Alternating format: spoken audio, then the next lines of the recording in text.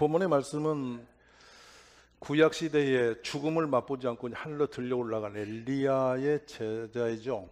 바로 후대인 엘리사가 선생님에게 간구하는 장면이에요. 선생님이 올라가실 때 갑절의 능력을 저에게 부어달라고. 그러자 네가 어려운 일을 구했다. 그러나 나를 내게서 데려가시는 것을 네가 보면 그 일이 내게 이루어지려니와 그렇지 아니하면 이루어지지 아니하리라 라고 하면서 엘리야가 답을 그랬어요. 실제로 엘리야가 올라갈 때 옷을 벗어 던지고 성령은 그에게 임해서 엘리사가 큰 능력을 받아요. 이 장면은 어떤 개인의 능력을 구하는 장면이 아니고요, 그 시대를 감당할 수 있는 그 사명을 이루기 위해서 구했던 거거든요.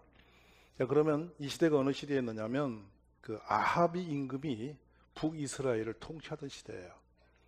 당시 얼마나 많은 우상이 그 땅에 있었는지요. 궁궐에서 이렇게 관리하고 있는 아스다롯 섬기는, 지금 말하면 우리말로 말하면 뭐라고 할까요? 무당? 제자가 450명. 그러니까 또 아세라 신을 섬기는 400명, 그래서 850명이 궁궐에서 관리하는 그 우상 숭배 지도자들입니다. 그 정도라면 뭐 얼마나 그 땅에 우상이 많았는지를 볼 수 있는 장면이죠. 자, 그러면 제가 그 우상의 이름을 한번 불러드릴게요. 바알브릿, 바알불, 바알세불, 아세라, 아스다롯, 몰렉, 그모스, 다곤, 모트. 심지어 뱀과 쥐, 개구리, 파리까지도 신으로 섬기던 시대입니다. 더 나가면 메소포타미아에서 온 우상들, 벨, 느보, 담무스, 이슈타르, 네르갈, 수쿠브노, 식굿, 기온, 다르닥, 아남멜렉, 아드람멜렉, 니스룩, 님하스, 갓무니, 수리아, 아람에서 건너온 우상, 림몬, 아시마, 이외에도 어마어마하게 많습니다. 그러니까 일상생활에 전부 다 우상으로 도배가 된 시대를 살았던 거예요. 결국에 이런 일이 벌어졌냐면 딱 한 가지죠. 사람들의 탐심과 또 하나는 불안함들이죠. 우리의 불안함들을 어떤 특정한 신에다가 의지하는 거죠. 그 재앙이 없기를 바라고 잘 되기를 기대하는 거. 근데 전체적으로 묶고 가면 뭐가 있냐면 하나님이 없다는 거예요. 하나님이 없으니까 이런 헛된 신을 자신의 모든 그 생사화복을 주관하는 줄 알고 착각하면서 그걸 섬기는 거죠. 이게 우상이에요. 하나님이요, 우리의 생각과 다르게 우리는 세상에서 가장 나쁜 죄인을 살인자 뭐 이런 거 보시잖아요. 강도 이런 거. 근데 하나님이 볼 때 최고로 나쁘게 보는 그 범죄는 우상 숭배예요. 제일 나쁘게 보세요. 성경에 보면은 하나님이 이렇게 징계하시고 책임을 물으시는 걸 보면요, 살인범 이런 종류보다는 훨씬 더 앞에 우상 숭배가 있어요. 오늘 성령 충만함 받아서 하나님의 영광을 이루시기 바랍니다. 그러면 이 시대에 왜 엘리야를 보내셨고 엘리사를 보내셨냐면 하나님이 살아계시다는 것을 드러내고 싶으신 거예요. 다른 방법이 없었죠. 그래서 한판 붙는 겁니다. 아사렛 선지자 400명과 또 바알 선지자 450명을 갈멜산 산상으로 부르게, 그것도 아합 임금이 그 엘리야의 청을 받아서 그 일을 하죠. 거기서 단을 쌓고 니네 신과 우리 하나님의 신에 대결을 해보자는 거예요. 그래서 위치는 말이 있어요. 너희가 어느 때까지 둘 사이에서 머뭇하려느냐? 여호와가 만일 하나님이면 그를 따르고 바알이 만일 하나님이면 그를 따를지니라 하니 백성이 한마디도 대답하지 아니했다. 헷갈린 거예요. 오늘 여러분은 어느 분이 여러분을 지키시는 신이라고 믿으시나요? 헷갈리진 않으시죠? 하나님이 절대 나의 주시죠. 자, 그럼 이제 진행합니다. 정오에 이르기까지 엘리야가 그 우상을 숭배하는 850명이 제단을 사놓고 절을 하면서 구슬연이 그들의 신이 나타나야지잖아요. 맞아요, 안 맞아요? 그 신이 와야 되거든요. 그래서 큰 소리로 불러봐라. 니네 신이 지금 묵상하고 있는가 모르겠다. 또 니네 신이 지금 잠깐 어디 여행 간지도 몰라. 또 너희의 신이 잠깐 어디 길을 떠난지도 몰라. 아니면 잠을 자는지도 모르니까 소리 높여 니네 신을 불러봐. 이래서 850명의 우상 선지자들이 소리를 높여서 신의 이름을 부르고 나중에 이것도 안 되니까 문무에 칼로 몸을 피를 흘리면서 신을 불렀어요. 근데 아무 일도 없죠. 조용해요. 그자 엘리야가 하나님의 제단을 쌓아라 해놓고 거기다 물을 갖다 뒤부어요. 장작더미에다. 그러면 젖어버리죠. 근데 그 고랑에 물이 고이도록 물을 붓고 여호와 이름으로 하나님의 힘을 드러내게 기도하고 불을 내려달라고 그래요. 그래서 하나님의 불이 하늘에 내려서 그 제단을 완전히 불태워버립니다. 그때 850명을 엘리야가 완전히 처단해 버립니다. 자, 이건 뭐냐면 이 사건은 갈멜산 산상에서 우상이 자신의 신인 줄 알고 따랐던 모든 이에게 하나님이 진짜 신이야, 하나님이 만왕의 왕이야, 이걸 드러냈던 사건이에요. 근데 이렇게 위대했던 엘리야가 갑자기 이 소식을 듣고 엘리야를 죽이겠다고 아합 임금의 부인인 이세벨이 이제 결심을 하는 모습을 듣습니다. 그 소식을 듣고 엘리야가 마음으로 느낍니다. 이세벨이 너무 무서워. 그래서 여러분 도망을 쳐요. 얼마나 도망을 치냐면 무려 그 거리가 142km 정도, 부엘사바 맨 남쪽 사막으로 도망을 친 다음에 그리고 하루길을 더 가요. 32km쯤 되는 곳을 또 도망가서 요만한 나무 밑에 엎드려서 벌벌 떨고 있습니다. 이거는 어떤 상태를 우리에게 보여주냐면 동등한 한 사람인데, 동일한 동인인데 한 번은 하나님의 사명과 성령의 권능을 받을 때의 엘리야하고 성령을 소멸해버린 엘리야의 모습을 극대로 보여주는 거예요. 우리 성도님들이 인간적인 힘으로 세상을 살 것처럼 뛰어봤자 세상의 풍파를 이길 힘이 없습니다. 여러분이 아무리 전도하겠다고 소리를 높이고 마음으로 결심해도 사람 영혼 살리지 못합니다. 결국은 성령의 권능을 받아야만 그 일이 가능합니다. 종종 그런 표현들을 많이 듣죠. 도저히 안 됩니다. 해볼 수가 없습니다. 왜냐하면 자녀 하나를 제대로 세워보기 위해서 계속 빗나가는 자녀를 잡아볼 방법이 없다. 어떤 분은 그런 말이죠. 우리 남편 좀 어떻게 해주세요. 가달래도 보고 화도 내보고 내가 집을 나가보고 싸움도 해보고 별짓 다 해도 안 변해요. 그래요. 여러분, 그 사람이 부인의 관리 속에서 변할 것 같으면 그 어머니가 내한테 맡기질 않았어. 그 어머니가 품에서 길렀는데도 안 변하는 거야. 그런데 딱 한 건 있습니다. 성령이 임하시면 그는 변합니다. 거듭난 사람으로 바뀌는 것은 성령의 역사거든요. 그러므로 오늘 여러분 성령을 구하시기 바랍니다. 그래서 뭐라고 하냐면 사람의 힘으로 안 되는데 하나님이 하셨다. 결국 하나님의 살아계심을 증거하는 거, 이게 성령이 하시는 일이죠. 교회를 여러분이 다니시면서 그냥 이렇게 간헐적 생각으로 내 마음으로 믿어서 고백은 가능해요. 믿음이죠. 그것도 성령의 역사입니다. 그러나 그 수준에 머물지 마시고 권능이 임하는, 충만한 권능이 임하는 길에 서셔야 됩니다. 그래서 믿는 자들이 이런 표적이 따른다 그랬어요. 아멘이세요? 그 능력이 얼마나 놀라냐? 우리가 그 주의 이름으로 귀신을 쫓아냅니다. 뱀을 짚습니다. 무슨 도구나 해를 받지 않습니다.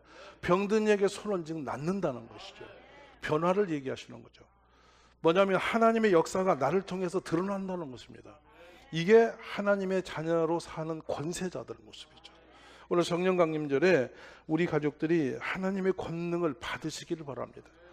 하나님의 능력을 받으면 제일 먼저 일어나는 것이 영의 세계가 열려서 여러분이 지혜로워지고 총명해집니다.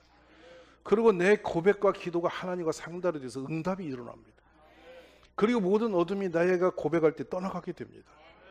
종종 이제 귀신이 들어서 힘든 분들과 씨름을 참 많이 해봅니다. 인간의 몸부림으로는 도저히 불가능한 일이에요. 근데요, 신비롭습니다. 예수의 이름으로 나가요. 성령 충만하면 없어지게 돼 있어요. 우리가 그런 축복을 고백하심 있기를 주의 이름으로 축원합니다. 우리가 구약에 한 사람 만나죠. 삼손이라는 사람이 있어요. 얼마나 성령의 능력을 부으셨던지 이렇게 그 뭡니까? 지금 그 배를 묶는 그 마로 하는 그 밧줄이라는 건 걸로 이렇게 커야 밧줄이에요. 이걸로 몸을 뚱꽁 묶어 놓습니다. 근데 툭 하면 다 석은 새끼처럼 다 터져나가는 그 무시무시한 힘이 삼손에게 나와요. 당할 데가 없어요. 근데요, 2,000명의 군대도 한 방에 쳐부셔버리는 사람이에요. 근데 이게 성령이 소멸했습니다. 근데 본인은 몰라요, 성령이 떠난 걸. 근데 초라하게 붙잡혀서 두 눈이 뽑히고 연자맷들 돌리고 있습니다.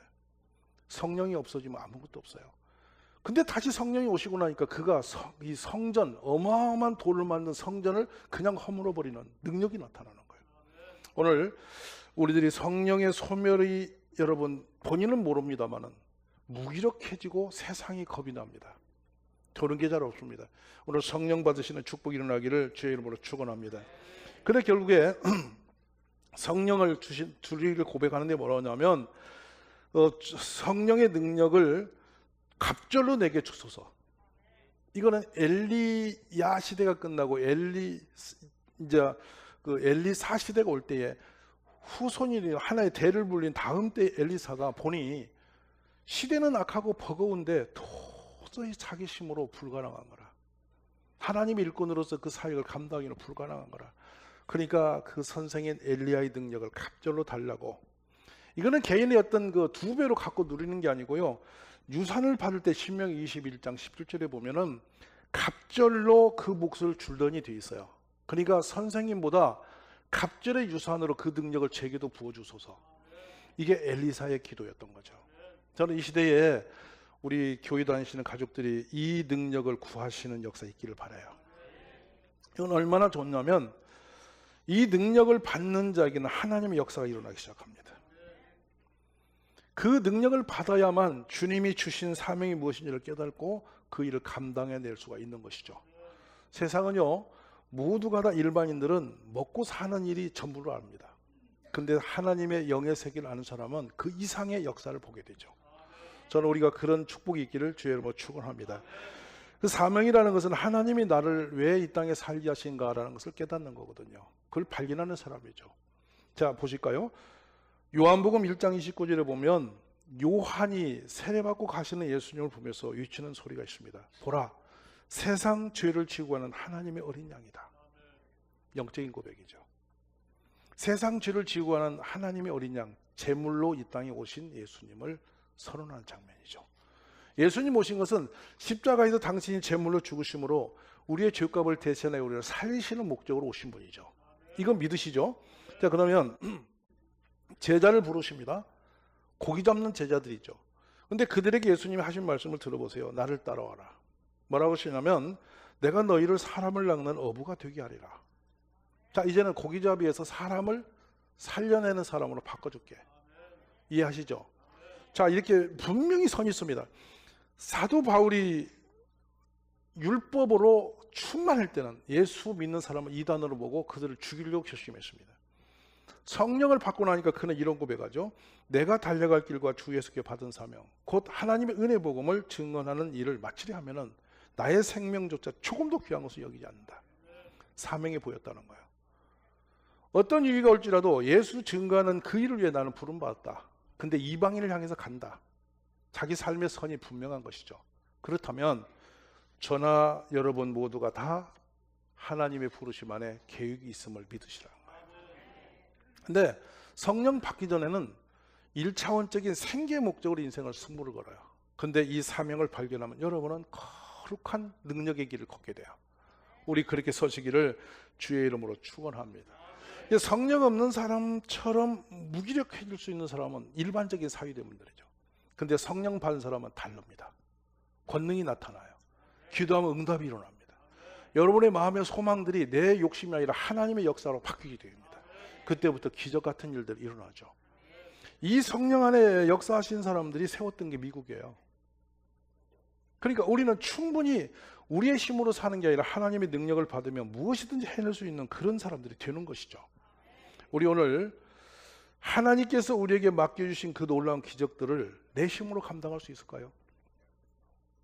저는 생각해요. 목사 참 힘든 직입니다.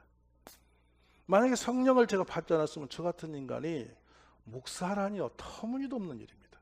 왜 그러냐면 생각해 보십시오.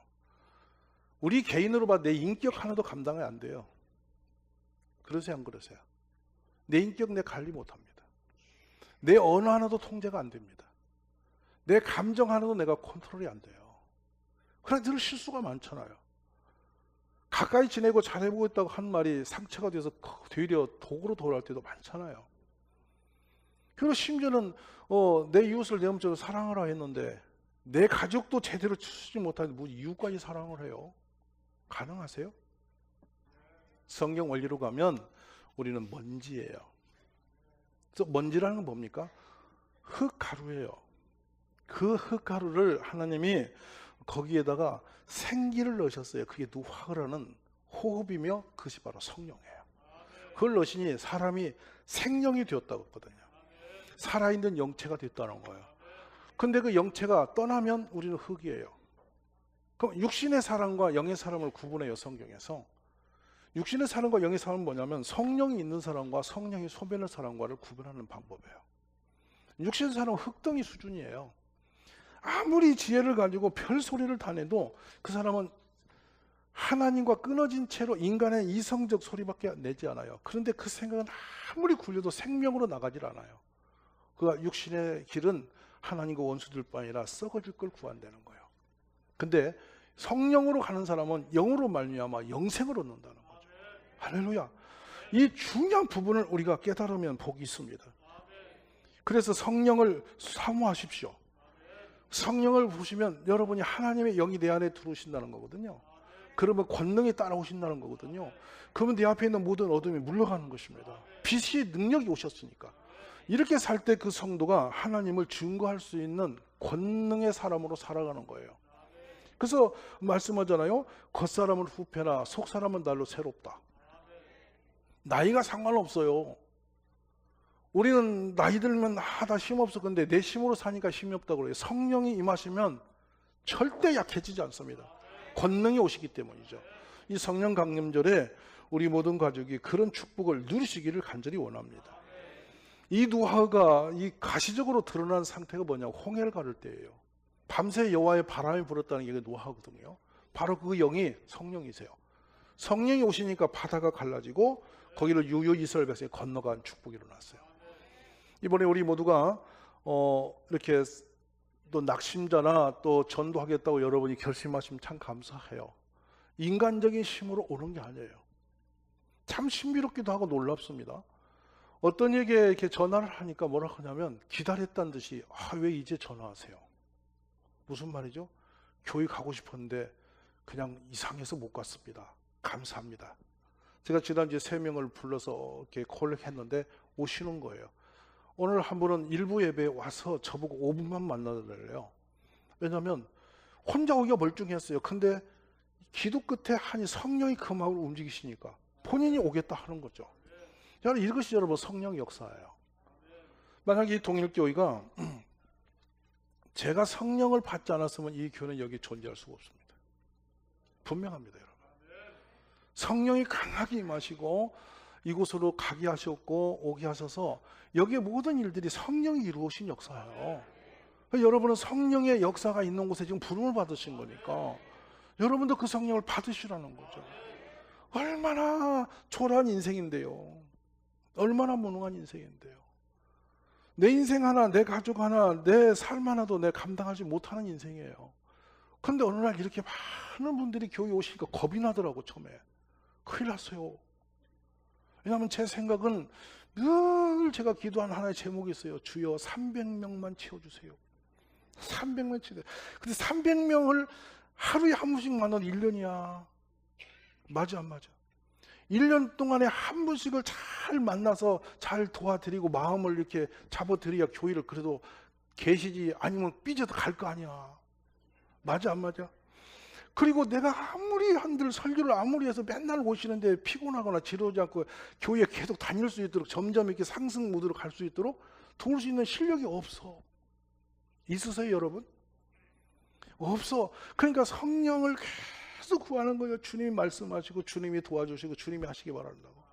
제가 이 부분에 대해서 왜 이 말씀 드리냐면 간증 속에 있는 한 사건이에요. 저기 아산에서 오시는 분이 참 인물이 좋으셨습니다, 부인이. 근데 이분이 교회에 오셔서 갑자기 사라져가지고 전화도 안 되고 끊겨졌어요. 6개월쯤 지난 뒤에 만났거든요. 그랬더니 뭐냐, 목사님이 눈짓을 안 줘서. 목사가 눈짓을 안 줘도 떠나는 교회인데 어떻게 살겠어 제가. 제가 눈빛을 안 줄 리가 없다고, 조그마한 교회 때니까. 그래서 무슨 눈빛을 안 주니까 세 가족이 오셔서 제가 인사하는 순간에 옆으로 지나가면서 눈을 안 맞춰줬다고. 삐져서 가신 거야. 그래서 엄청나게 6개월 동안 안 돌아보는 거지. 여러분, 눈빛 없어서 살아계십시오. 이게 뭐냐면 성령이 아니고는 안 되는 거예요. 성령이 아니고는. 그래 늘 고백하는 거예요. 주님이 하셔야 된다. 여러분 안에 성령이 일어나기를, 임하시기를 주의 이름으로 축원합니다. 결국에는 성령이 없이 행하는 모든 것은 무기력해져 있어요. 하나님의 능력으로 사는 사람과 내심으로 사는 사람은 하늘과 땅 차이에요. 이제 성령을 구하십시오. 그러면 성령 받는 방법을 여러분이 이해하십니다. 아주 쉽습니다.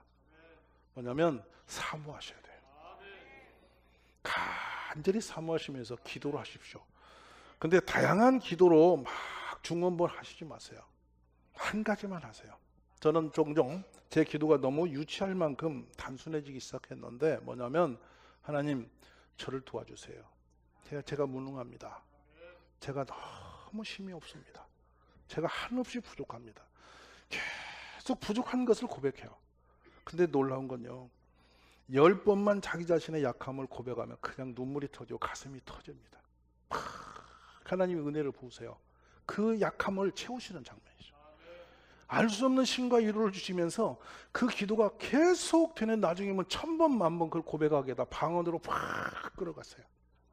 그리고 나면 막 내 안에 힘이 나오기 시작합니다. 그런 게 하나님의 능력이에요. 우리 모든 가족들이 그렇게 성령을 받으시기 원합니다.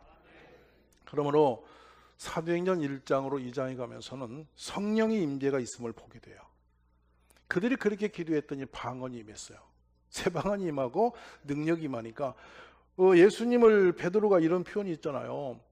내가 의리가 얼마나 충천합니까? 예수님을 누가 지키겠냐고, 우리가 아니면은. 그래서 누가 예수님 건드리면 하라고, 내가 목숨을 다해 주님 지키겠다고 그렇게 요란을 내고 난 뒤에 그날 저녁에 가서 예수님 잡힐 때 가갖고는 예수님 모른다고 3번이나 부인했잖아요. 여러분, 베드로의 인격으로 보세요. 그거 한없이 약한 베드로 모습이에요. 근데 그가 결국에 부활하신 예수님 만나고도 제자들을 몽땅 동원해서 물고기 잡는다고 또 바다 가버렸어요. 제자들이요, 절대 하지 말아야 할 것은 3년 전에 거기서 붙잡혀 와서 믿음 생활에서 다시 그 자리로 가지 않아야 되거든. 근데 그 자리에 다시 갔잖아요. 우리들이 인격적으로 부족해서 실족하거나 시험 들거나 우리가 여러분 넘어지는 게 아니에요. 뭐냐면 내 힘이 한계에 있기 때문에요. 근데 베드로가 성령을 받는단 말이에요. 그랬더니 이제는 능력을 받아서 길에 나가서 예수님을 전하더니 3,000명이 모이더니 10,000명이 모이더니 수도 못 헤아리게 어마어마한 사람들이 예수 믿는 기적이 일어나잖아요. 그리고 그들에 있는 안진뱅이가 일어나지 않습니까? 아멘이세요? 나중에는 능력 받고 성령 받으니까 손수건만 던져도 병이 떠나가는 일이 일어나잖아요. 이게 제자들의 길이었어요. 저는 우리 가족들이 성령을 사모하시면 좋겠어요. 이제는 구하십시오. 주여, 내 힘으로 불가능하오니 내 가정도 내가 세울 수 없고 내 인생도 세울 수 없고 하나님의 교회를 하물며 어찌 세우겠어요. 주여, 능력을 주옵소서. 이렇게 기도하시면 반드시 성령 받게 될 겁니다. 오늘날 끝으로요, 우리 대한민국의 교회가 매우 위험합니다. 위기예요. 문제는 뭐냐? 사람이 없는 위기가 아닙니다. 설교 말씀이 지식적으로 훨씬 좋아지고 들을 수 있는 거리는 풍성해졌습니다. 그런데 성령의 기름 부심이 소멸되고 있습니다. 아무리 좋은 말을 1000번, 10,000번 깔아놔도 그 성령이 없는 언어로는 영혼을 살릴 길이 없습니다. 결국엔 우리는 영체입니다. 영은 영으로 깨어납니다. 성령 없는 교회는 메말라 갑니다. 마른 뼈죠. 결국에 말씀과 성령 역사가 있어야만 교회는 살아나고 여러분의 가정도 기업도 살아나게 됩니다. 오늘 이 성령 강림 통해서 우리 모두가 성령을 사모함이 없기를 주의 이름으로 축복합니다.